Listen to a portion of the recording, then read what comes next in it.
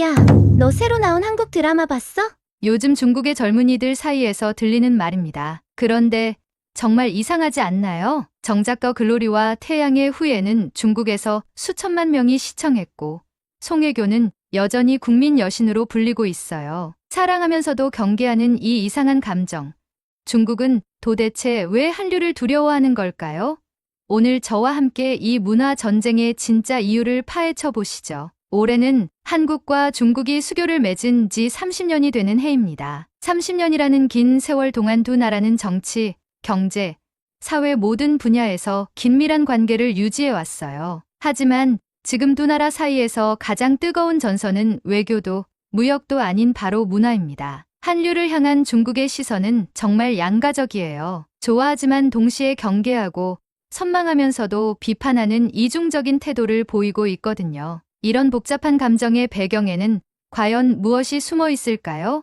표면적으로는 정치적 갈등이나 경제적 경쟁으로 보이지만 실제로는 훨씬 더 깊고 복잡한 심리적 메커니즘이 작동하고 있습니다. 중국이 한류를 두려워하는 진짜 이유를 하나씩 살펴보겠습니다. 먼저 한류의 강력한 영향력부터 살펴볼게요. 1992년 한중 수교 이후 한국 드라마와 음악, 패션은 중국 전역에 빠르게 퍼져나갔습니다. 초기에는 단순한 호기심으로 시작되었지만 시간이 지나면서 중국인들의 일상 깊숙이 자리 잡게 되었어요. 지금도 더 글로리, 태양의 후예 같은 드라마들은 중국인들에게 사랑받고 있고 아이유, BTS, 블랙핑크 같은 아티스트들이 꾸준히 인기를 유지하고 있습니다. 그런데 동시에 한국 콘텐츠 이제 그만 보자는 분위기도 커지고 있어요. 이런 모순적인 현상은 왜 일어나는 걸까요? 중국이 한류를 두려워하는 첫 번째 이유는 바로 문화 패권의 상실에 대한 두려움입니다. 동아시아 문화의 주도권이 중국이 아닌 한국으로 기울고 있다는 것을 중국인들이 체감하고 있어요. 서구인들이 보는 아시아는 이제 K-드라마, K-팝과 동일시되고 있습니다. 이런 등식은 중국이 동아시아의 중심이라는 문화적 자부심을 심각하게 위협하고 있어요. 실제로 중국의 온라인 커뮤니티에서는 이런 댓글들을 쉽게 찾을 수 있습니다. 중국 옷 같은데 왜 한국 드라마에 나와요? 한복도, 젓가락도, 심지어 명절까지 다 한국 거라고 해요. 이런 문화 기원 논쟁은 바로 이런 불안감의 표출이라고 볼 수 있어요. 중국은 5천년의 찬란한 역사와 문화를 자랑하는 나라입니다. 그런데 현재 전 세계적으로 주목받고 있는 동아시아 문화는 한국 문화예요. 이런 현실이 중국인들에게는 정체성의 혼란을 가져오고 있는 것 같습니다. 두 번째 이유는 자국 콘텐츠의 무력감입니다. 중국 콘텐츠는 품질이나 서사, 감정선에서 한류와 비교될 때 경쟁력이 낮다는 평가를 받고 있어요. 중국은 세계에서 가장 큰 내수 시장을 가지고 있지만 글로벌 파급력은 상대적으로 낮습니다. 이런 현실이 중국 콘텐츠 업계에 큰 위기의식을 불러일으키고 있어요. 중국 정부는 문화산업 발전을 위해 엄청난 예산을 투입하고 있습니다. 하지만 아직까지는 한국 콘텐츠의 창작력과 완성도를 따라잡지 못하고 있는 상황이에요. 돈과 기술만으로는 만들어낼 수 없는 것이 바로 스토리텔링의 힘이거든요.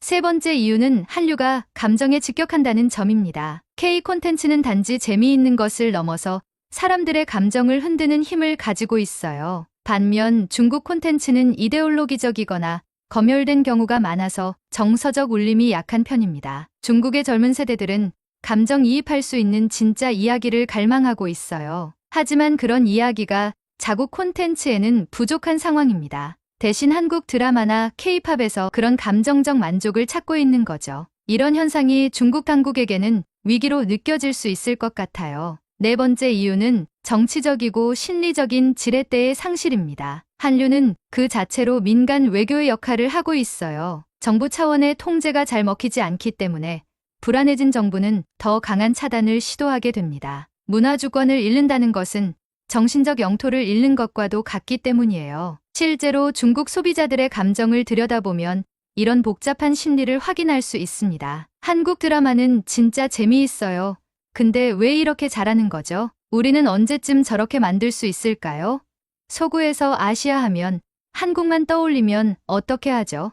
이런 댓글들에서 사랑과 질투, 선망과 위기의식이 복합적으로 드러나고 있어요. 한류에 대한 중국의 감정은 단순한 좋아함이나 싫어함이 아니라 감탄과 두려움이 함께 섞여 있는 복합 감정입니다. 이런 감정의 복잡성이 중국의 이중적인 태도를 만들어내고 있는 거죠. 그렇다면 한국은 어떻게 이런 성공을 이뤄낸 걸까요?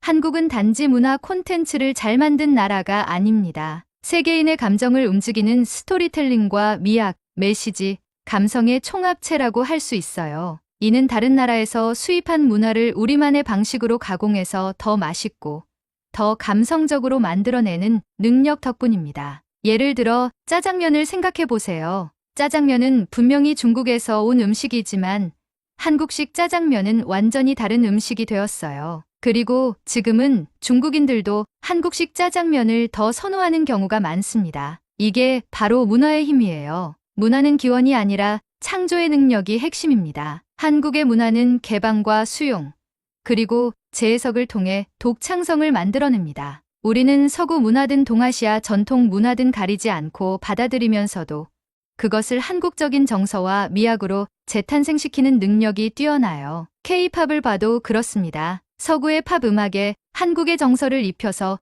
완전히 새로운 장르를 만들어낸 거예요. K-드라마도 마찬가지고요. 일본 드라마나 미국 드라마의 영향을 받았지만 한국만의 독특한 스토리텔링을 개발해낸 겁니다. 이런 창조적 수용의 능력이 바로 한류의 힘의 원천이라고 저는 생각해요. 다른 문화를 배척하거나 무시하는 것이 아니라 적극적으로 받아들이면서도 우리만의 색깔을 입히는 거죠. 그렇다면 중국의 반응은 어떻게 이해해야 할까요? 저는 이것이 자연스러운 문화적 경쟁의 과정이라고 생각해요. 중국도 한류의 성공 요인을 분석하고 배우려고 노력하고 있습니다. 최근에는 중국에서도 품질 높은 콘텐츠들이 나오기 시작했어요. 하지만 동시에 자국 문화를 보호하려는 본능적인 반응도 나타나고 있는 거죠. 이는 어느 나라에서나 볼 수 있는 자연스러운 현상이라고 생각합니다. 문제는 이런 보호주의적 접근이 과연 효과적인가 하는 점이에요. 문화는 강제로 막을 수 있는 것이 아닙니다. 사람들이 진정으로 좋아하는 콘텐츠는 어떤 장벽을 넘어서라도 전파되게 되어 있어요. 오히려 금지하면 할수록 더 큰 관심을 불러일으키는 경우가 많죠. 실제로 중국에서 한류 제재가 강화된 이후에도 중국인들의 한국 문화에 대한 관심은 줄어들지 않았습니다. VPN을 사용해서라도 한국 콘텐츠를 찾아보고 있고 한국어를 배우려는 사람들도 계속 늘어나고 있어요. 이런 현상을 보면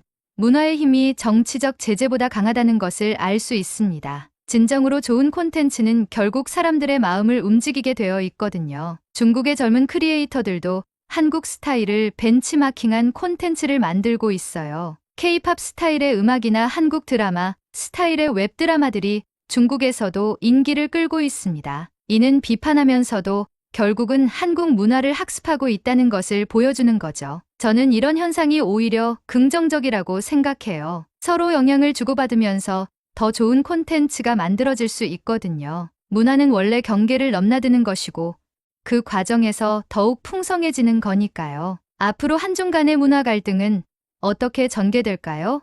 저는 시간이 지나면서 점차 균형점을 찾아갈 것이라고 예상해요. 중국도 자국의 문화 산업이 발전하면서 한국 문화에 대한 경계심이 줄어들 수도 있고 한국도 중국 시장에 대한 의존도를 줄이면서 더 다양한 시장을 개척할 수 있을 거예요. 무엇보다 중요한 건 문화는 제로섬 게임이 아니라는 점입니다. 하나의 문화가 성공한다고 해서 다른 문화가 실패하는 것은 아니에요. 오히려 다양한 문화가 공존하고 경쟁할 때 더욱 풍성한 문화적 생태계가 만들어질 수 있습니다. 한국의 입장에서도 겸손한 자세를 유지하는 것이 중요할 것 같아요. 우리 문화가 전 세계적으로 인기를 끌고 있다고 해서 다른 나라의 문화를 무시하거나 우월감을 가져서는 안 되겠죠. 지속적으로 좋은 콘텐츠를 만들어 나가면서도 다른 문화로부터 배울 점은 배우는 열린 자세가 필요합니다. 동시에 중국의 문화 콘텐츠도 점점 발전하고 있다는 점을 인정해야 해요. 최근에는 중국에서도 정말 퀄리티 높은 드라마나 영화들이 나오고 있거든요. 앞으로는 서로 경쟁하면서도 협력할 수 있는 방향을 모색해 볼 필요가 있을 것 같습니다. 문화 교류는 단방향이 아니라 양방향이어야 합니다. 한국이 중국 문화로부터 많은 영향을 받아왔듯이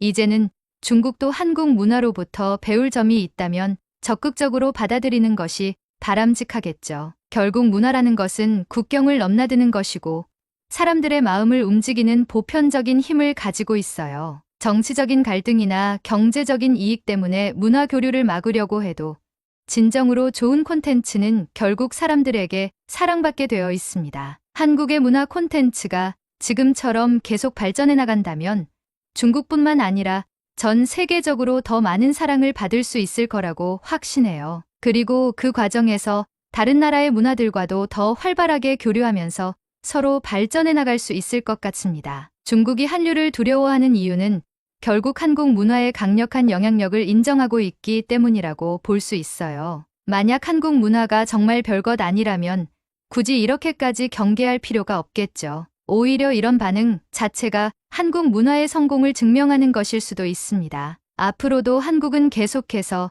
세계인들의 마음을 움직이는 좋은 콘텐츠를 만들어 나갈 것이라고 생각해요. 그리고 그 과정에서 다른 나라들과도 더 건설적인 문화 교류를 이어갈 수 있을 거라고 기대합니다. 지금까지 중국이 왜 한류를 사랑하면서도 두려워하는지에 대해 자세히 알아봤는데요. 정말 복잡하고 흥미진진한 문제인 것 같아요. 여러분은 어떻게 생각하시나요? 중국이 한류를 두려워하는 이유가 단순한 질투일까요? 아니면 문화 정체성과 주권을 지키려는 본능적인 반응일까요? 댓글로 여러분의 솔직한 생각을 들려주시고 이런 흥미로운 문화 이슈에 관심이 있으시다면 구독과 좋아요 버튼도 꼭 눌러주세요. 여러분의 관심이 대한민국 콘텐츠의 힘을 전 세계에 알리는 데 큰 도움이 됩니다. 감사합니다.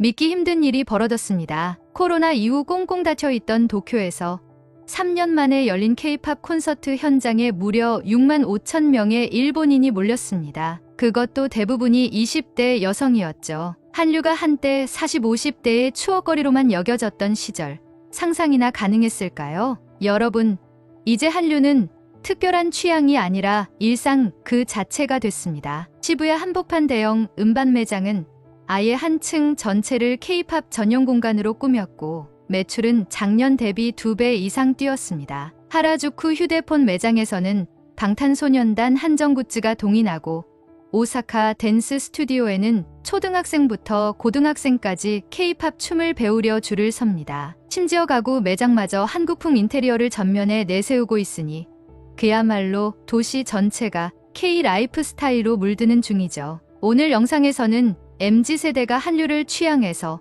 생활로 끌어들인 비밀을 순서대로 파헤쳐 드리겠습니다. 화면 고정하시고 끝까지 함께해 주세요. 잠깐 1초만 투자해서 좋아요, 구독 눌러주세요. 저는 38년째 음악 평론을 업으로 삼으며 수많은 무대를 두 발로 누볐습니다. 기록을 위해 공연장을 종종 걸음으로 이동하다가 귀가 먹먹해질 때가 한두 번이 아니었죠. 하지만 불과 사흘 전 도쿄돔에서 겪은 경험은 그 모든 기억의 층위를 한순간에 뒤흔들어 놓았습니다. 데뷔한 지 일주일도 채 되지 않은 5명의 한국 소녀 그룹 뉴진스가 일본 버블 경제 전성기의 국민가요라 불리는 푸른 산호초를 열창하며 돔을 가득 메웠습니다. 저는 그 풍경 앞에서 문화가 국경을 넘어설 때 시간 또한 넘어설 수 있구나 하는 뭉클한 깨달음을 얻었습니다. 공연 하루 전 자료 조사를 위해 찾은 시부야 음반 거리에서 이미 작은 전조를 감지했습니다. 거리 스피커에서는 하루 종일 K-팝 노래가 흘러나왔고 30대 직장인과 15살 교복 차림 학생이 같은 노래를 흥얼거렸습니다. 노래방 간판마다 K-팝 히트곡 무제한이라는 문구가 번쩍였고 SNS를 통해 한국 아이돌 연습 영상을 시청하며 실시간으로 댓글을 주고받는 청년들도 눈에 띄었습니다. 저는 그 모습을 바라보며 20살 무렵 처음 경험한 일본 시티팝의 충격을 떠올렸습니다. 당시 국경을 넘는 음악 교류란 거대한 장벽을 넘어야만 가능한 일이었으니까요. 지금 도쿄 한복판에서는 국적과 언어의 경계가 투명한 유리벽처럼 사라져 있었습니다. 본격적인 공연 당일, 저는 정오 무렵부터 도쿄돔 주변을 천천히 돌며 관객들의 표정을 살폈습니다. 82 어르신이 손녀의 팔짱을 끼고 계셨고 50대 부부는 스마트폰으로 남은 좌석을 확인하며 설레는 대화를 나누셨습니다. 돔 앞 광장에는 공연 1시간 전부터 파란색 플래카드와 반짝이는 응원봉이 물결처럼 일렁였습니다. 버블 경제 시절이 다시 돌아온 것 같다는 중장년 팬의 목소리와 뉴진스 언니들을 보기 위해 새벽 5시부터 줄을 섰다는 10대 학생의 목소리가 한데 섞여 있었습니다. 저는 과거와 현재가 겹쳐지는 타임랩스를 보는 듯 했지요. 입장 시간이 다가오자 이어폰에서 흘러나오던 안내 방송이 서서히 잦아들었고 돔 안의 조명이 서서히 어두워졌습니다. 좌석은 5만 석이 훌쩍 넘었는데 그 거대한 공간을 밝힌 것은 천장 사방의 LED 스크린과 파도 영상이었습니다. 첫 베이스 음이 울려 퍼지자 저를 비롯한 모든 관객이 동시에 숨을 들이켰습니다. 뉴진스 멤버 5명이 하얀색 마릴룩 의상을 입고 무대 중앙으로 걸어 나와 아오이 산고쇼하고 첫 소절을 부르자 70대 노신사께서 눈가를 훔치셨고 20살 대학생은 휴대전화를 높이 들어 환호했습니다. 저는 그 찰나에 목이 뜨거워졌습니다. 하나, 박자 하나가 과거와 현재를 한꺼번에 꿰뚫어버리는 느낌이었습니다. 노래가 후렴으로 넘어가자 관객 대합창이 일어났습니다. 놀랍게도 한국어 가사 두어 줄이 그대로 유지됐는데 일본 관객들도 망설임 없이 따라 불렀습니다. 저는 언어의 장벽이라는 말을 떠올려 보려 했으나 이미 장벽 자체가 무대 조명처럼 사라진 뒤였습니다.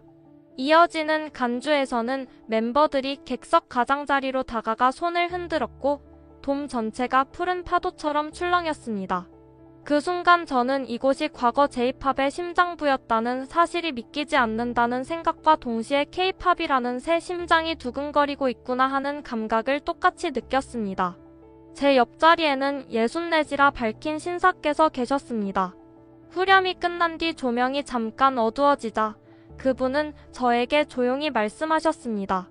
버블 경제가 한창이던 시절 친구들과 도쿄돔에서 록 페스티벌을 즐겼는데요. 오늘은 그때보다 더 벅차네요. 저는 고개를 끄덕이며 속으로 혼잣말을 했습니다. 이분에게 과거의 도쿄돔은 추억이고 오늘의 도쿄돔은 새로운 과거를 만드는 현재로구나. 무대 중반 멤버 민지가 일본어와 한국어를 섞어 어릴 때부터 좋아하던 곡을 여러분 앞에서 부르게 되어 영광입니다 라고 인사하자 돔 곳곳에서 환호가 터졌습니다.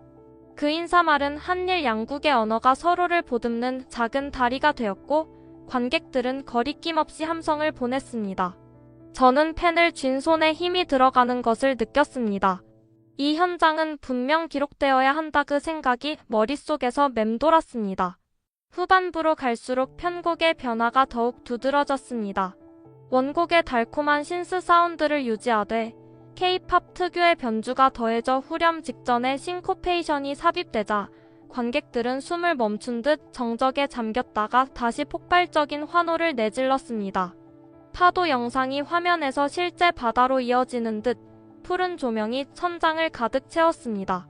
저는 한쪽 귀에 남겨둔 이어플러그를 살짝 빼고 현장의 소리를 온전히 귀에 담아두기로 했습니다. 곡이 끝나자 멤버들은 청량한 호흡으로 감사합니다 라고 외쳤고 관객석 여기저기에서 고마워요라는 한국어 답례가 울려 퍼졌습니다. 그 장면은 제가 10여 년 전 보아가 일본어로 노래를 불러야 했던 시절을 뚜렷이 떠올리게 했습니다. 현지화가 필수였던 과거와 국경이나 언어가 이미 무대 뒤로 밀려난 현재가 극명하게 대조됐습니다. 화려한 불꽃과 함께 첫 무대가 끝났을 때 저는 비로소 숨을 크게 내쉬었습니다. 집계를 위해 찬찬히 적어둔 메모를 들여다보니 노트 한 페이지가 공연 전부터 적어둔 관객 인터뷰로 빼곡했습니다. 저는 마지막 줄에 빨간 펜으로 이런 문장을 남겼습니다. 음악은 시간을 넘어 새로운 시간을 만든다. 그리고 그 문장을 쓰는 순간 손끝이 아직도 공연장의 떨림을 기억하고 있음을 깨달았습니다. 도쿄 하늘은 밤이 깊어졌지만 돔 앞 광장은 여전히 밝았습니다. 팬들은 기념사진을 찍고 모바일 팬카페에 후기를 올렸고 매점에는 푸른 산호초 한정 굿즈가 긴 줄을 이루었습니다. 저는 멀찍이서 그 장면을 바라보다 눈을 감고 무대의 첫 음을 다시 떠올렸습니다. 뚜하고 울렸던 저 베이스 한 음이 이제 제 심장 속에서도 계속 울리고 있었습니다. 무대가 끝난 다음 날 저는 새벽녘부터 객석에 다시 앉아 있었습니다. 무대 장치가 해체되는 소리, 스태프들의 발걸음, 빈 좌석 사이로 스며드는 서늘한 공기가 전날의 열기를 믿을 수 없다는 듯 속삭이고 있었습니다. 하지만 제 귓속에는 여전히 관객들의 합창과 파도처럼 밀려오던 환호가 생생히 울렸습니다. 도쿄돔 중앙에 설치된 원형 회전 무대는 전날 밤 내내 돌고 또 돌며 과거와 현재를 엮어냈지요. 저는 그 회전 무대를 바라보다가 어린 시절 라디오에서 처음 들었던 마츠다 세이코의 목소리를 떠올렸습니다. 그때 저는 12살이었고 낡은 트랜지스터 라디오에서 아오이 산고쇼가 흐르면 친구들과 가사를 받아 적으며 따라 불렀습니다. 세월이 흘러 저는 음악 평론가가 되었고 수백 곡을 분석하며 숫자와 차트, 음향 스펙에 매달렸습니다. 그러나 전날 무대에서는 데이터와 수치로 환산할 수 없는 떨림이 있었습니다. 뉴진스 멤버 5명은 서로 다른 국적과 배경을 가졌지만 일본어 가사를 정확히 살리면서도 한국어 특유의 억양과 감정을 잃지 않았습니다.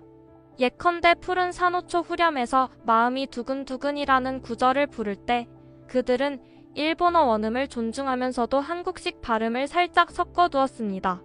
그 미묘한 억양 차이 덕분에 중장년 관객은 추억을 찾아 미소 지었고 젊은 팬은 신선함의 탄성을 내질렀습니다. 저는 그 순간 억양의 교차점이 감정의 교차점이구나라는 깨달음을 얻었습니다. 공연 중반부에는 추억 사진이 삽입된 영상이 흘렀습니다. 버블 경제 시절 네온사인이 휘황했던 긴자거리, 당시 유행이던 와이드 칼라 셔츠와 펌 머리를 한 청춘들, 그리고 어딘가에서 가진 야외 콘서트를 즐기는 청년들의 모습이 스크린을 채웠습니다. 멤버들은 그 영상 위로 곱게 쌓인 스트링 세션을 깔고 한국어 가사로 짤막한 내레이션을 덧붙였습니다. 그 시절 마음을 간직한 여러분과 지금 처음 이 노래를 만난 여러분 모두에게 바칩니다. 무대 조명이 은은하게 낮아지고 관객석에서 촛불처럼 켜진 스마트폰 불빛이 물결을 잃었습니다. 저는 그것이 단순한 팬서비스 이상의 상징이라고 느꼈습니다. 영상이 과거를 소환하고 내레이션이 현재를 품으며 빛이 2시간을 연결한 것이지요. 특히 인상적이었던 장면은 객석 전체를 대상으로 한 노랫말 릴레이였습니다. 멤버 혜린이 노랫말 첫 구절을 낮은 목소리로 부르면 그 다음 구절을 관객이 맡아 부르고 이어서 민지가 다시 노래를 이어가는 방식이었습니다.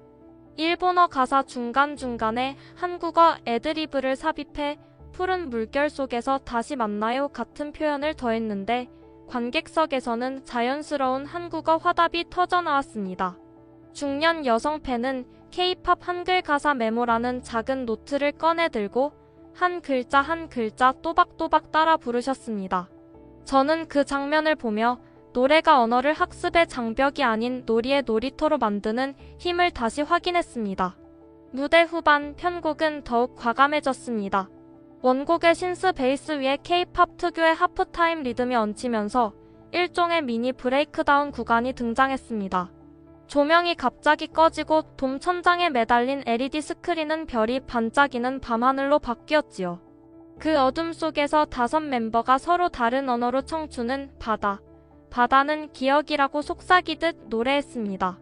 일본어, 한국어, 베트남어, 프랑스어, 그리고 짧은 스페인어 한 구절까지. 저는 깜짝 놀라 숨을 들이켰습니다. 관객들도 마찬가지였는지 숨죽인 정적이 잠깐 흐른 뒤 거대한 파도 같은 환호가 솟구쳤습니다. 불과 몇 초 사이였지만 돔 안 공기가 갈릴 듯 진동했습니다. 그 순간 제가 들었던 건 음향 장비가 아닌 50만 개의 심장이 동시에 뛰는 소리였습니다. 앞거는 마지막 후렴 바로 직전, 한이가 의상 소매 속에서 작은 물방울 모양 홀로그램 장치를 꺼내 하늘로 던진 장면이었습니다. 홀로그램이 천장까지 떠올라 파랗게 빛나더니 마치 실제 물이 떨어지는 듯 돔 전체로 흩어졌습니다.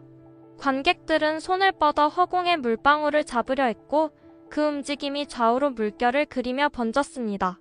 제가 등에 맨 가방 속 노트가 미세하게 떨릴 정도로 좌석 사이를 가로지르는 환호와 박수 소리가 엄청났습니다.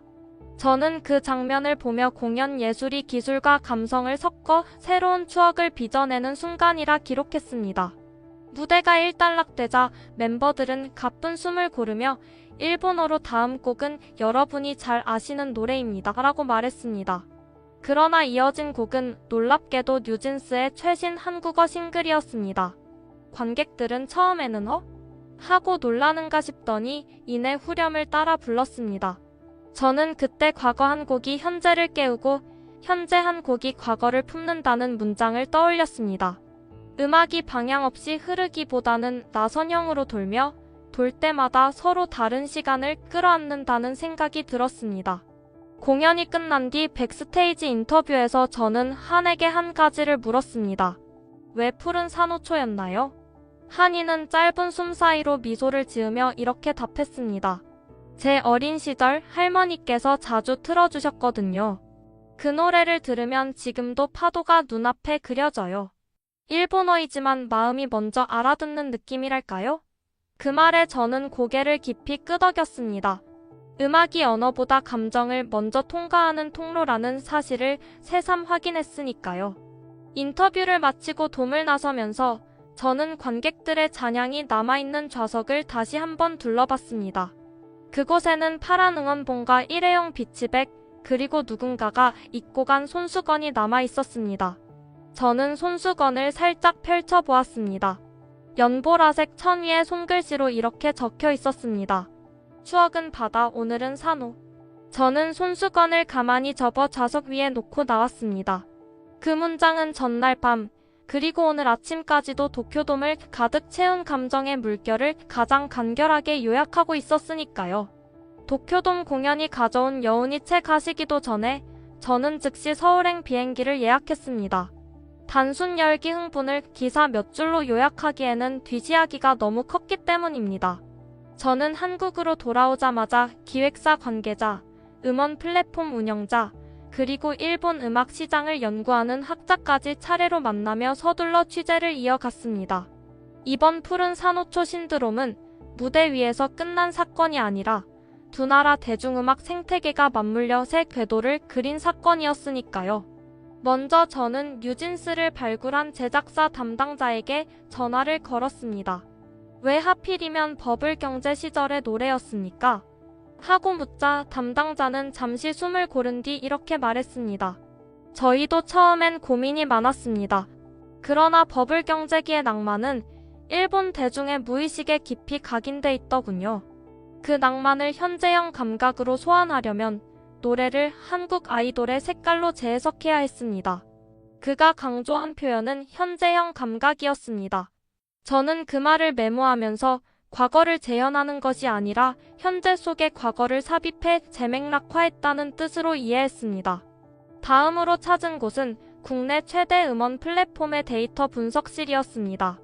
분석실 책임자는 제게 실시간 차트 그래프를 보여주며 이렇게 덧붙였습니다. 푸른 산호초 원곡 스트리밍 수치가 공연 직후 30배 뛰었고 이용자 연령대를 보면 50대 이상이 절반을 차지합니다. 그런데 흥미로운 점은 뉴진스 버전은 19살 이하와 20대 초반 이용률이 오히려 더 높습니다. 저는 화면 가득 파란색과 초록색 라인이 교차하는 모습을 바라보며 마치 두 세대가 서로 다른 곡선을 그리다가 한 지점에서 포개지는 것 같다고 느꼈습니다. 이 포개짐 자체가 시장의 전환점이겠지요. 취재 과정에서 반복해서 떠오른 단어가 있었습니다. 바로 동기화였습니다. 과거 한류가 일본으로 진출한다고 말하던 시절 성공 과정은 길고 멀었습니다. 이를테면 20여 년 전 보아씨가 일본 오리콘 차트 정상에 올랐던 때를 떠올려 보십시오. 당시 그는 일본어 전곡 음반, 일본 예능 프로그램 출연, 일본식 안무 의상 등을 모두 갖추어야만 했습니다. 심지어 데뷔 직전 교육 과정에서 일본어 발음 교정과 현지 정서 공부가 필수였지요. 그러나 뉴진스에게는 그런 현지화 코스가 존재하지 않았습니다. 뉴진스는 한국어 곡으로 국내 차트를 장악했고 그 차트 결과가 SNS 알고리즘을 타고 실시간으로 일본 팬들의 타임라인에 노출됐습니다. 팬들은 한글 가사를 이해하지 못해도 일단 무엇인가 새롭다고 느끼며 클릭했고 그 다음은 디지털 플랫폼이 알아서 길을 열어주었습니다. 저는 이를 차트 주가가 국경을 초 단위로 넘나드는 현상이라 적어두었습니다. 그렇다면 일본 아이돌 시스템은 왜 상대적으로 정지 화면처럼 느껴질까요? 일본 음악 산업 연구자로부터 받은 답은 의외로 간단했습니다.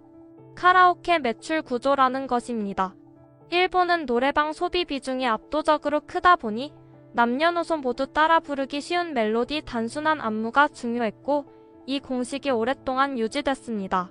반면 한국 아이돌은 주간 음악 방송과 팬덤 스트리밍 경쟁, 숏폼 영상 챌린지까지 복합 경쟁 구도가 형성돼 있습니다. 저는 그 차이를 이렇게 정리했습니다. 일본은 함께 부르기, 한국은 함께 놀라기가 산업의 원동력이다. 그 결과 한국 기획사는 고난도 퍼포먼스, 파격적인 곡 구조, 다국적 멤버 구성을 통해 와우 포인트를 지속 생산해야 했습니다. 와우 포인트의 진가는 SNS에서 더욱 극명하게 드러납니다. 제가 틱톡 해시태그 통계를 확인했더니 푸른 산호초 챌린지 영상이 업로드 이틀 만에 800만 회 이상 조회됐습니다. 도쿄돔 직캠 영상 속 싱코페이션 구간에서 팬들이 일제히 점프하며 손을 위로 올리는 장면이 있었는데 그 장면이 짧고 강렬한 몰입의 전형으로 변형 재생산되고 있었습니다. 저는 데이터 화면을 캡처하며 가만히 중얼거렸습니다. 이제는 누가 더 멀리 나가는지가 아니라 누가 더 빨리 연결되느냐가 승부구나. 한국으로 돌아온 지 사흘째 되는 날, 저는 다시 비행기를 타고 도쿄행 항공권을 예매했습니다. 이번에는 일본 신진 아이돌 프로듀서를 만나 K-팝과 J-팝의 접점을 직접 듣고 싶었습니다. 그 프로듀서는 작은 녹음실에서 믹스다운 작업 중이었는데 제 질문을 듣자 고개를 끄덕이며 이렇게 답했습니다. 이제 일본 아이돌도 해외 시장을 안 볼 수 없습니다. 그러나 우리는 일본 고유의 함께 부르기 문화를 지켜야 합니다. 그래서 요즘은 듣기 쉬운 후렴과 숏폼용 브리지를 한 곡에 동시 설계하는 방식을 연구하고 있습니다. 저는 그의 말 속에서 새로운 나선형 진화를 느꼈습니다. 일본은 일본대로, 한국은 한국대로 진화하지만 서로를 의식하며 배워가는 구조, 그것이 동기화의 또 다른 얼굴이겠지요. 도쿄 시내 거리로 나오자 어느 전광판에서는 뉴진스 신곡 뮤직비디오가 흘러나오고 있었습니다. 그 반대편 빌딩 옥상 광고판에는 일본 인기 그룹이 내건 글로벌 데뷔 티저가 떠 있었습니다. 저는 두 화면을 번갈아 바라보며 마음속으로 이런 문장을 적었습니다. 이제 진출이라는 단어는 뒤를 돌지 않는다. 음악은 국경을 기억하지 않고 플레이리스트만이 기억한다. 이처럼 푸른 산호초 한 곡으로 촉발된 사건은 단순한 추억 소환 이상의 의미를 지녔습니다. 국적 언어 세대 플랫폼이 한데 얽혀 음악 산업의 관성을 뒤집는 실시간 동기화의 서막을 알린 것이지요. 그리고 저는 그 변화의 소용돌이 한가운데에서 펜을 든 채 숨을 고르고 있었습니다. 다음 무대가 열릴 때 또 어떤 물결이 제 귀를 파고들지 벌써부터 가슴이 뛰었습니다. 저는 두 번째 도쿄 방문을 마친 뒤 밤비가 부슬부슬 내리는 하네다 공항 로비에 서 있었습니다. 비가 내린 탓인지 창밖 활주로 위 조명이 물결처럼 번졌고 그 불빛 사이로 활주하던 항공기가 마치 거대한 음표처럼 느껴졌습니다. 공항 스피커에서는 뉴진스가 부른 푸른 산호초 편곡 버전이 잔잔히 흐르고 있었습니다. 불과 일주일 전만 해도 상상하기 어렵던 풍경이었지만 이제는 자연스럽게 공항 배경음악이 되어 있었습니다. 저는 손에 든 노트를 바라보며 짧은 시간 동안 벌어진 변화를 곱씹었습니다. 이번 취재를 통해 저는 진출이라는 단어가 사실상 과거형이 되었음을 확인했습니다. 과거에는 국경을 넘어가려면 여러 겹의 문을 두드려야 했습니다. 언어 장벽, 방송 심해, 유통계약 같은 문턱이 있었죠. 그러나 SNS 시대의 음악은 올려두는 순간 동시에 여러 나라에서 솟구칩니다. 방금 전 공항 카페에서 만난 20살 일본 대학생은 한국어 가사는 정확히 모르지만 음이 예쁘다라며 미소 지었고 옆자리 50대 회사원은 나도 덩달아 흥얼거리게 된다라고 말했습니다. 구체적 의미를 파악하지 못해도 선율에 담긴 감정은 국경을 건너 곧바로 가슴에 닿는 듯 했습니다. 그 순간 저는 음악이 정보를 전달하기 전에 마음의 진동을 먼저 나누는 매체라는 사실을 다시 깨달았습니다. 서울에 돌아와 지피를 정리하던 어느 새벽, 저는 지난 도쿄돔 합창 장면을 다시 떠올렸습니다. 파란 응원봉과 스마트폰 플래시가 어둠 속을 수놓던 광경, 슬며시 눈물을 훔치던 칠순 노신사, 그리고 휴대전화로 가사를 검색하며 따라 부르던 10대 학생. 세대 간 합창은 단지 멜로디를 공유한 것이 아니라 시간의 마디를 겹쳐놓았습니다. 예컨대 노신사에게는 버블 경제 시절 청춘의 방울 같은 추억이었고 10대 학생에게는 아직 열리지 않은 미래의 앨범 첫 장이었습니다. 그 두 추억과 미래가 한 곡 안에서 나란히 흔들렸습니다. 저는 그 장면을 기록하며 한 가지 질문을 스스로에게 던졌습니다. 문화교류란 결국 무엇을 위해 존재하는가? 서로 다른 언어와 역사를 가진 사람들이 음악 앞에서 웃고 울 때 그 감정은 화해이자 새 출발이 되었습니다. 경쟁으로만 비치던 시장 논리가 어느새 공존과 공명의 서사로 확장된 것이죠. 그리고 이러한 확장은 양국 음악 산업 전반에 맞물려 상생의 궤도를 새로이 그려낼 가능성을 품고 있습니다. 한국 기획사는 일본의 장인 정신과 내수 기반을 참고하며 일본 제작진은 한국의 글로벌 기획 전략을 연구합니다. 서로가 서로를 거울 삼아 다른 강점을 빌려오는 모습은 마치 두 강이 합쳐져 더 크고 깊은 물길을 만드는 과정과도 같습니다. 물론 남은 과제도 분명합니다. 국적을 넘어선 협업이 늘어날수록 저작권 배분과 문화적 맥락 차이에서 오는 오해가 발생할 수 있습니다. 그러나 저는 이번 푸른 산호초 신드롬에서 해결의 실마리를 보았습니다. 노래 한 곡이 세대를 묶고 언어 장벽을 가벼운 놀이로 전환한 것을 직접 목격했기 때문입니다. 문제를 두려워하기보다는 변화 속에 담긴 상호학습의 기회를 잡으면 된다는 믿음이 생겼습니다. 마지막으로 저는 개인적인 결심을 노트맨 앞장에 적어두었습니다. 앞으로 남은 평론가 인생 동안 국경과 세대를 잇는 다리 같은 무대를 기록하겠다. 도쿄돔에서 울린 50만 개의 심장 박동은 저에게 사명감과 설렘을 동시에 안겨주었습니다. 그리고 그 울림은 지금도 제 가슴 깊은 곳에서 천천히 이어지고 있습니다. 음악은 흘러가 버리는 소리가 아니라 서로 다른 시간을 꿰어 새 시간을 만드는 바느질입니다. 언젠가 한국 무대에서 일본 신예가 한국의 명곡을 부르고 또 다른 무대에서 한국 가수가 일본의 숨은 보석 같은 노래를 꺼내들며 새로운 열기를 일으키겠지요. 그날이 오면 저는 다시 펜을 들고 그 떨림을 기록할 것입니다. 비행기 이륙 안내 방송이 스피커를 통해 울리고 창문 너머 활주로 불빛이 길게 늘어섰습니다. 비가 그친 후 공기가 한층 맑아졌는지 그 불빛은 파도처럼 잔잔히 일렁였습니다. 저는 이내 이어폰을 꽂고 푸른 산호초 첫 소절을 다시 재생했습니다. 낮게 깔린 베이스 하나가 귓가를 스치며 이렇게 속삭이는 듯 했습니다. 문화는 흐른다. 그리고 흐르면서 서로 다른 바다를 하나로 잇는다. 저는 그 속삭임에 맞춰 조용히 눈을 감았습니다. 여러분께서는 이번 이야기를 어떻게 느끼셨나요? 댓글로 솔직한 의견과 감상을 들려주시면 큰 힘이 되겠습니다. 영상이 마음에 드셨다면 구독과 좋아요, 그리고 알림 설정까지 꼭 눌러주시어 앞으로도 함께 해주세요.